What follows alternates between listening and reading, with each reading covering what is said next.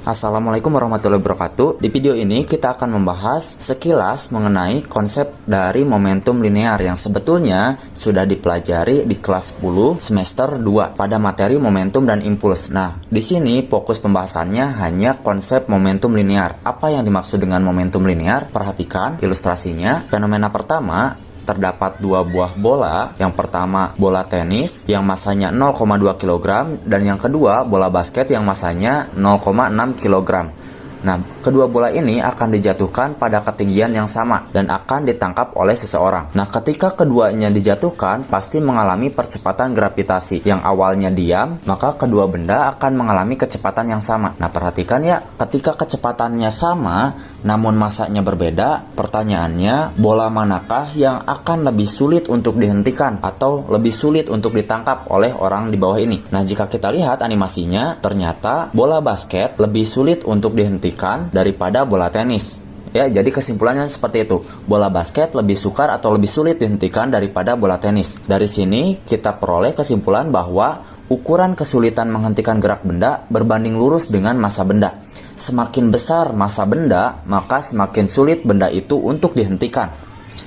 Nah, kemudian fenomena kedua, perhatikan jika terdapat dua buah bola yang sama, yaitu bola baseball yang masanya kurang lebih 0,2 kg, namun bergerak dengan kecepatan yang berbeda. Bola yang pertama kecepatannya 5 meter per sekon, sedangkan bola yang kedua kecepatannya 15 meter per sekon. Nah, pertanyaannya sama, bola manakah yang lebih sulit untuk dihentikan?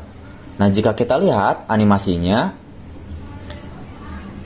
ternyata bola baseball B lebih sukar atau lebih sulit dihentikan daripada bola baseball A. Dari fenomena kedua, kita dapat kesimpulan bahwa ukuran kesulitan menghentikan gerak benda berbanding lurus dengan kecepatan. Maknanya, semakin besar kecepatan sebuah benda, maka semakin sulit benda itu untuk dihentikan.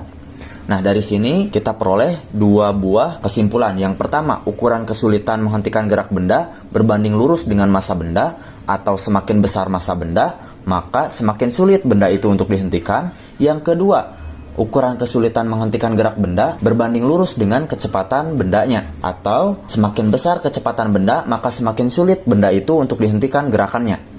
Nah, ukuran kesulitan menghentikan gerak benda ini di fisika dinamakan sebagai momentum yang disimbolkan dengan simbol P. Jadi, momentum berbanding lurus dengan massa, atau semakin besar massa, semakin besar momentum benda. Dan yang kedua, momentum berbanding lurus dengan kecepatan benda, atau semakin besar kecepatan gerak benda, maka semakin besar momentum yang dimiliki oleh benda ketika bergerak. Nah, jadi jika ada pertanyaan, besar kecilnya momentum, yang pertama adalah massa benda, yang kedua adalah kecepatan benda.